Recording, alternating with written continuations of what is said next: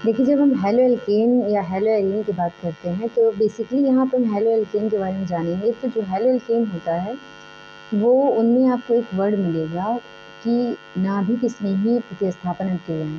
Hello alkanes जो होते हैं वो प्रतिस्थापन अभिक्रिया देते हैं। प्रतिस्थापन का मतलब होता है कि जो कंपाउंड होता है उसमें से कोई एटम किसी दूसरे कंपाउंड के किसी एटम से रिप्लेस हो जाएगा, प्रतिस्थापित हो जाएगा, तो इसको प्रतिस्थापन बोलते हैं। अब नाभिक स्नेही वर्ड क्या होता है?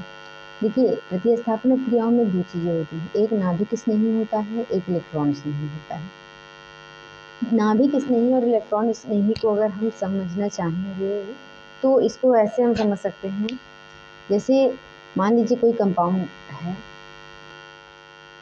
ऐसे मान लेते हैं जैसे हमारे पास, अगर आपको पता हो तो एक कार्बोधनायन होता है, एक हमारा जो है कार्बोधनायन होता है और एक हमारा जो होता है वो कार्बोरेडायन होता है। और कार्बोरेडायन कहने का मतलब है अगर CH3 पे प्लस लग जाए या फिर CH3 पे माइनस लग जाए। ये यहाँ मेथिल के लिए लिया जा रहा है, मेथिल का कार्बोकेटायन है। तो जब C प्लस हो जाएगा तो उसको धनायन बोलते हैं, और ये माइनस जो होता है ये रेडायन के लिए होता है। अब ये होता कैसे है, तो देखिए मान लेते हैं ये क्या है, हमारा एक एल्किल हैलाइड है, यहाँ पे ये हेलोजन है Cl, और यहाँ पे हमारा जो है CH3 है जो कि एल्किल ग्रुप है जो एल्केन से बना है। अब ये मेथिल है तो इसका जो एल्केन होता है वो कौन होता है, मेथिलीन होता है। यहाँ के रिप्लेसमेंट से ये बनता है, तो ये हमारा हो गया मेथिल ग्रुप। अब मेथिल ग्रुप और ये जो हेलोजन है इन दोनों के बीच जो होता है एक डिफरेंस होता है जिसको इलेक्ट्रोनिगेटिविटी का डिफरेंस कहते हैं। अब इलेक्ट्रोनिगेटिविटी क्या होती है, इलेक्ट्रोनिगेटिविटी है जिसको हम विद्युत ऋणात्मकता कहते हैं। विद्युत ऋणात्मकता जो है वो एटम्स की पावर होती है, कैपेबिलिटी होती है किसी इलेक्ट्रॉन को अपनी तरफ खींचने की। अगर मान लेते हैं दो एटम है हमारे A और B, ये बंध बनाते हैं, ठीक है, ये दोनों अपने इलेक्ट्रॉन्स के शेयर करके एक दूसरे के साथ एक सहसंयोजक बंध बनाते हैं। तो मान लेते हैं A की कैपेबिलिटी है इलेक्ट्रॉन्स को अपनी तरफ खींचने की और B की कैपेबिलिटी है इलेक्ट्रॉन्स को अपनी तरफ खींचने की। अगर आपको सहसंयोजक बंध के बारे में पता होगा तो आप ये जानते होंगे कि इसमें शेयरिंग के इलेक्ट्रॉन जो होते हैं वो बीच में आ जाते हैं। तो अब यहाँ क्या होगा, जिसकी अगर इलेक्ट्रोनिगेटिविटी बराबर है तो इलेक्ट्रॉन बीच में रहेगा, इसकी इलेक्ट्रोनिगेटिविटी ज़्यादा है तो ये अपनी तरफ फोर्स पुल करेगा और इलेक्ट्रॉन्स को अपनी तरफ खींचेगा। तो यहाँ पे क्या होगा, इस कंडीशन में जब B की इलेक्ट्रोनिगेटिविटी ज़्यादा होगी, A की कम होगी, तो इसका जब इलेक्ट्रॉन इधर को जा रहा होगा तो ये कुछ नहीं कर पाएगा और ये एक तरीके से पार्शियल प्लस चार्ज शो करने लगता है। मतलब ये डोनेटिंग उसमें आ जाता है, डोनर की पोजीशन में आ जाता है, और ये एक्सेप्टर यानी गेनर की पोजीशन में या ग्राही बन जाता है, क्योंकि क्या कर रहा है, इलेक्ट्रॉन को अपनी तरफ को पुल कर रहा है। तो ये उसकी इलेक्ट्रोनिगेटिविटी की वजह से होता है। तो यहाँ कार्बोकेटायन और कार्बोधनायन में सेम यही चीज़ हो रहा है। जो ये CH3 और Cl होता है, Cl एक हैलोजन होता है, और अगर आप ध्यान रखिएगा कि जो हैलोजन्स होते हैं इनकी इलेक्ट्रोनिगेटिविटी पीरियोडिक टेबल में सबसे ज़्यादा होती है। तो अब क्योंकि Cl है और कार्बन है तो कार्बन और Cl को ही हम ध्यान देंगे, यहाँ H का कोई वो नहीं है। आप इसको ऐसे कर सकते हो, ये हमारा H है, ये H है, ये H है, और इसके साथ बॉन्ड बनाता है Cl। अब इस कंडीशन में क्या होगा, इसके और इसके बीच इलेक्ट्रोनिगेटिविटी का डिफरेंस ज़्यादा है, इलेक्ट्रोनिगेटिव ये ज़्यादा है और ये कम, यानी इसकी विद्युत ऋणात्मकता ज़्यादा है और इसकी कम है। तो ये जो शेयरिंग के दोनों के बीच के इलेक्ट्रॉन होंगे वो किसकी तरफ को जाएंगे, Cl की तरफ में। ऐसी कंडीशन में Cl क्या करेगा, इसके ऊपर माइनस आ जाएगा और ये जो है दोनों के इलेक्ट्रॉन्स अपनी तरफ खींच लेगा। अब क्योंकि इसका भी इलेक्ट्रॉन इधर को चला गया तो ये क्या शो करने लगेगा, प्लस। अब ऐसी कंडीशन में जब कोई कार्बन पे प्लस चार्ज लग जाता है तो इसको कार्बोधनायन बोलते हैं। अब यहाँ प्लस हो गया, अब ये प्लस क्या शो कर रहा है कि यहाँ पे किसी कमी है इलेक्ट्रॉन की, बेसिकली इसने इलेक्ट्रॉन अपना इधर को कर दिया ना, तो इसके पास इलेक्ट्रॉन तो है नहीं, तो अब इसको ये इलेक्ट्रॉन की कमी को दिखा रहा है। और अगर आपको पता होगा तो जो एटम होता है मिड में जो न्यूक्लियस होता है ये प्लस इसलिए होता है क्योंकि यहाँ पे प्रोटॉन होते हैं, इलेक्ट्रॉन की कमी होती है और इलेक्ट्रॉन इसके चारों तरफ होते हैं। तो जो न्यूक्लियस होता है ये प्लस को दिखाता है, तो यहाँ पे भी ये जो प्लस है हम इसको क्या मान लेंगे कि ये नाभिक है, ठीक है। तो अब अगर मान लेते हैं हम इसी को सिर्फ ले लेते हैं, Cl को अलग कर देते हैं। अब ये हमारा जो CH3 प्लस है ये क्या हो गया, कार्बोधनायन। इसकी रिएक्शन हम किसी ऐसे वाले के साथ कराते हैं जिसके पास इलेक्ट्रॉन ज़्यादा हैं। मान लेते हैं हम HCN को कर लेते हैं। HCN में जो नाइट्रोजन होता है इसके पास लोन पेयर होते हैं। अगर आप कॉन्फ़िगरेशन करेंगे तो नाइट्रोजन का होता है 7, 2 एंड 5, ठीक है। 5 इसके पास इलेक्ट्रॉन होते हैं। ये क्या करता है, कार्बन 4 बंध बनाता है। एक बंध इसने हाइड्रोजन के साथ बनाया और 3 बंध इसके साथ बनाया। अब इसके जो 3 बंध इसने बना दिए, यानी इस 5 में से 3 का इसने जो है बंध बना लिया, लेकिन ये 2 जो होते हैं क्या होते हैं, इसके पास अभी भी हैं। तो ये इलेक्ट्रॉन्स क्या शो कर रहे हैं कि इसके पास ये इलेक्ट्रॉन्स एक्स्ट्रा हैं। अब अगर हम CH3+ की इससे रिएक्शन कराते हैं तो इसका जो ये वाला फॉर्म है, इतना जो मॉलिक्यूल का पार्ट होता है, ये किसकी तरफ को भागेगा, प्लस की तरफ को भागेगा, ठीक है। और ये रिएक्शन करके क्या बना लेगा, CH3 CN और प्लस, अगर इसका अमाउंट जैसा होगा वैसे ये मैनेज कर लेंगे, तो ये हमारा बाय प्रोडक्ट हो जाएगा। लेकिन कुल मिला के CN जो होगा वो अटैक किस पे करेगा, कार्बन प्लस पे। तो ऐसी कंडीशन में यहाँ पे जो इस अभिकर्मक ने बेसिकली जो अटैकर होते हैं, यहाँ पे इसको अभिकर्मक बोला जाएगा। रिएजेंट जो होते हैं, ये अभिकर्मक जो होता है ये जाएगा किसके ऊपर अटैक करेगा, एक नाभिक के ऊपर, क्योंकि ये प्लस नहीं तो ये नाभिक के ऊपर अटैक करेगा, इसीलिए इसको नाभिक स्नेही प्रतिस्थापन बोला जाएगा, ठीक है। नाभिक स्नेही प्रतिस्थापन बोला जाएगा। इसका रीज़न ये होता है कि जो अटैकर होते हैं इसके पास इलेक्ट्रॉन बहुत ज़्यादा है। जब इलेक्ट्रॉन ज़्यादा है तो ये उसके पास तो जाएगा नहीं जिसके पास इलेक्ट्रॉन बहुत है। अगर हम मान लेते हैं हम बेंजीन बना लेते हैं, बेंजीन रिंग जो होती है इस पर डबल बॉन्ड ऐसे होते हैं, तो ये डबल बॉन्ड जो होते हैं ये दिखाते हैं कि इनके पास इलेक्ट्रॉन ज़्यादा है। तो यहाँ पे ऐसी कंडीशन में ये डायरेक्ट इस फॉर्म में तो अटैक करेगा नहीं, हाँ इसके लिए कहीं ना कहीं प्लस आ जाए। जब प्लस आ जाएगा तो ये उसके पास भाग जाएगा। तो यहाँ पे सेम यही हो रहा है कि एक हमारा कार्बोधन आयन है और इसके ऊपर एक ऐसा भी कर्मक अटैक कर दे जिसके पास इलेक्ट्रॉन ज़्यादा है, तो क्या करेगा, ये इसके ऊपर प्लस वाले के ऊपर अटैक कर देगा। तो अब यहाँ पे जो इलेक्ट्रॉन वाला है ये किसके ऊपर अटैक कर रहा है, एक नाभिक के ऊपर अटैक कर रहा है। तो ये प्रतिस्थापन किस तरीके की होगी, एक नाभिक स्नेही प्रतिस्थापन होगी, ठीक है। तो जो हमारे हैलो एल्केन्स होते हैं कुछ ऐसे ही जो है रिएक्शंस देते हैं, समझ लेते हैं। देखिए यहाँ लिखा हुआ है कि जो हमारे हैलो एल्केन्स हैं या एल्किल हैलाइड हैं, ये प्रतिस्थापन क्रिया देते हैं। अब इनकी जो है क्रियाविधि के बारे में हम जान लेते हैं और इनके टाइप्स के बारे में जान लेते हैं। तो ये जो हैलोजेंस होते हैं ये नाभिक स्नेही प्रतिस्थापन क्रिया देते हैं। रीज़न क्या होता है कि कार्बोकैटायंस का फॉर्मेशन करते हैं। कार्बोकैटायन अभी मैंने बताया क्या होते हैं, और वो जो होते हैं sp3 हाइब्रिडाइज्ड, जो हैलो एल्केन्स होते हैं वो sp3 हाइब्रिडाइज्ड होते हैं, ठीक है। अब यहाँ क्या हो रहा है, एल्किल हैलाइडों की प्रतिस्थापन अभिक्रियाएं नाभिक स्नेही प्रतिस्थापन अभिक्रियाएं होती हैं। रीज़न क्या होता है, इनके पास कार्बोधन आयन बन जाता है। अब नाभिक स्नेही प्रतिस्थापन अभिक्रियाओं के बारे में थोड़ा सा जान लेते हैं। वह प्रतिस्थापन अभिक्रिया जिसमें आक्रामक या आक्रमणक या अटैकिंग रिएजेंट जो होता है वो नाभिक स्नेही होता है।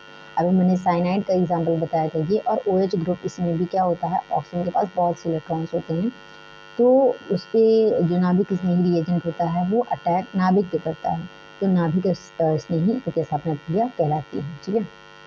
अब जो नाभिक स्नेही प्रतिस्थापन होती है ये 2 तरीके से होती है, एक SN1 टाइप का होता है, एक SN2 टाइप का होता है। SN1, ये जो SN है ये सब्स्टिट्यूशन न्यूक्लियोफिलिक या न्यूक्लियोफिलिक सब्स्टिट्यूशन को दिखाता है, ये भी सब्स्टिट्यूशन न्यूक्लियोफिलिक या न्यूक्लियोफिलिक सब्स्टिट्यूशन को दिखाता है। सब्स्टिट्यूशन का मतलब होता है प्रतिस्थापन और न्यूक्लियोफिलिक का मतलब होता है नाभिक स्नेही यानी नाभिक लवर। और वो तो 1 का मतलब है सिर्फ एक मॉलिक्यूल भाग लेगा और 2 का मतलब है 2 मॉलिक्यूल। देखिए अगर आपने जो है रासायनिक बलगतिकी पढ़ी होगी तो उसमें आपको ऑर्डर के बारे में पता होगा, जो कि कोटि होती है, रिएक्शन की जो अभिक्रिया की कोटि होती है उसके बारे में। अगर अभिक्रिया की कोटि 1 होती है तो ये SN1 होगा, अभिक्रिया की कोटि 2 होती है तो SN2 होगा। अब SN1 कोटि क्या होती है, कोटि उस अणु के नंबर, उस अणु की मात्रा होती है या उस अणु का जो है स्टाइकियोमेट्रिक कोफिशिएंट होता है, गुणांक होता है जो उस पर प्रभाव डालता है, अभिक्रिया के वेग पे प्रभाव डालता है, वही उसकी कोटि होती है। अगर एक मॉलिक्यूल अभिक्रिया की कोटि पर प्रभाव डाल रहा होता है तो वो SN1 होता है, 2 मॉलिक्यूल जो है प्रभाव डाल रहे होते हैं तो SN2 होता है। अब सबसे पहले हम इस रिएक्टिव वीडियो में जो हम SN1 के बारे में पढ़ लेते हैं और इसकी मैकेनिज्म जान लेते हैं। देखिए यहाँ लिखा है SN1 अभिक्रिया से अभिप्राय सब्स्टिट्यूशन न्यूक्लियोफिलिक यूनिमॉलिक्यूलर, सब्स्टिट्यूशन मतलब होता है प्रतिस्थापन, न्यूक्लियोफिलिक मतलब होता है नाभिक स्नेही, यूनिमॉलिक्यूलर का मतलब होता है एकाणुक अभिक्रिया, एकाणुक अभिक्रिया। तो नाभिक स्नेही प्रतिस्थापन अभिक्रिया जिसके वेग निर्धारक पद में एक अणु भाग लेता है SN1 अभिक्रिया कहलाती है। यानी रेट ऑफ रिएक्शन होता है या जो अभिक्रिया का वेग होता है वो सिर्फ एक मॉलिक्यूल डिसाइड करता है। मान लेते हैं अगर हम A + B कर दें और ये रिएक्शन में ये बना देते हैं AB।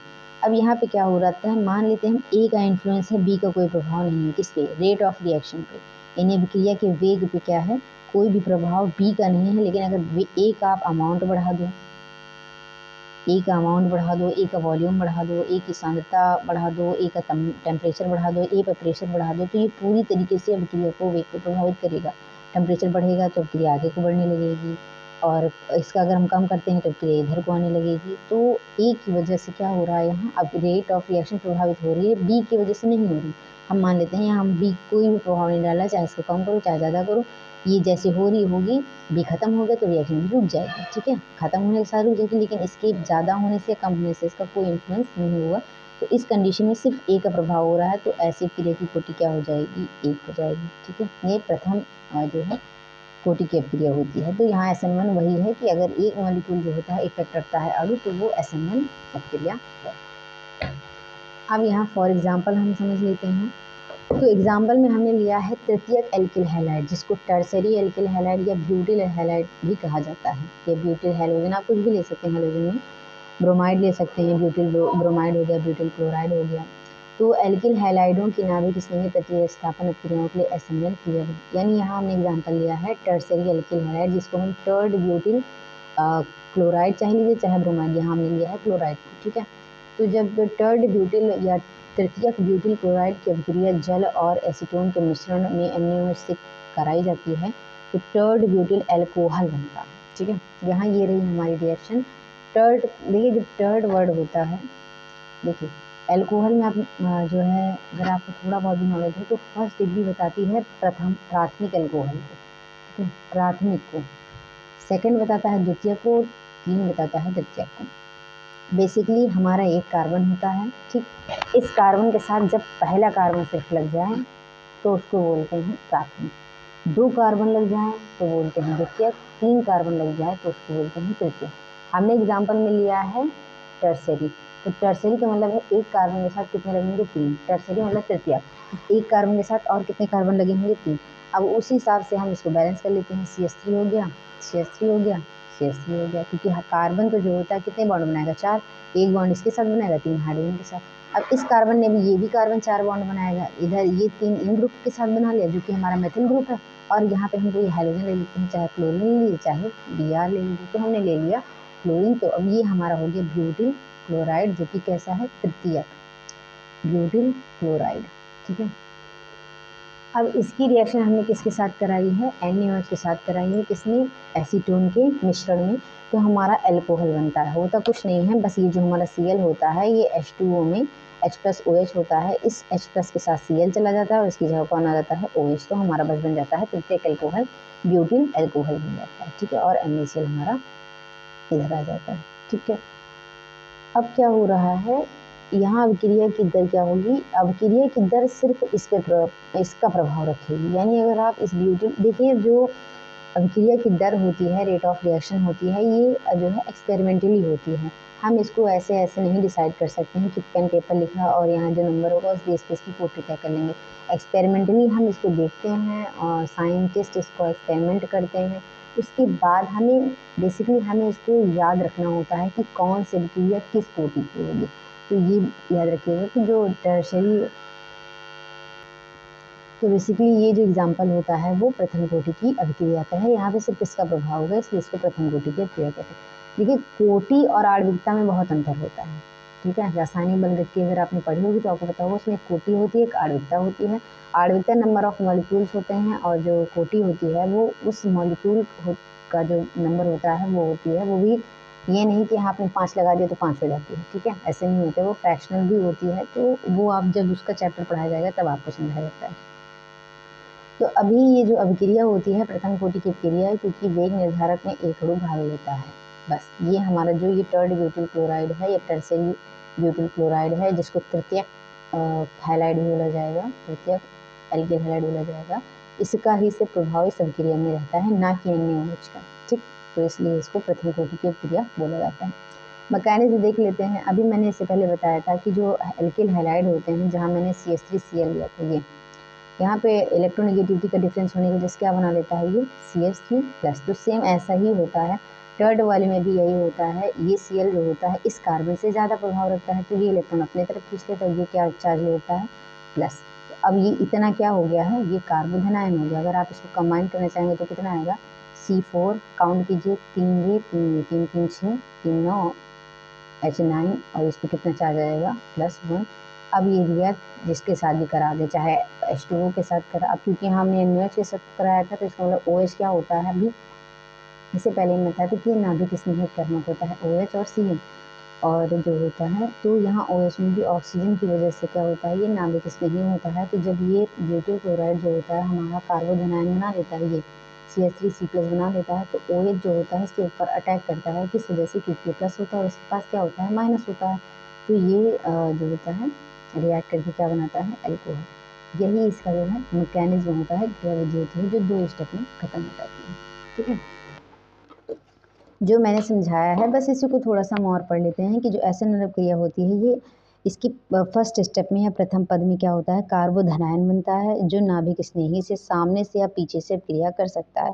कार्बोधनायन कभी भी बनेगा तो ये आगे और पीछे दोनों तरीके से रिएक्शन कर सकता है, इसलिए ये रेशमिक मिक्सचर बनाते हैं। रेशमिक मिक्सचर मतलब होता है कि 50% 50% वाला होगा। ठीक है, और ये रेशमिक मिक्सचर क्या होता है ये आपको आगे जो है जानने को मिलेगा कि रेशमिक मिक्सचर हम मतलब कहने का मतलब क्या होता है। तो अब ये जो होता है, अब अपक्रियाशीलता का क्रम जान लेते हैं। तो एल्किल हाइड्राइड अपक्रियाशीलता होती है कि जो टर्सरी वाला होता है, तृतीयक जो भी मैंने बताया ब्यूटिल क्लोराइड, इसके जो वेग होता है मतलब इसकी जो क्रियाशीलता होती है वो ज़्यादा होती है। फिर सेकेंडरी यानी प्रोपिल, एंड फिर टर्सरी यानी वो प्राइमरी यानी एथिल या मेथिल। ठीक है, बेसिकली हम लेते हैं मेथिल को है, बट एथिल को है लेकिन आता मेथिल बेस में है। Thank you for watching.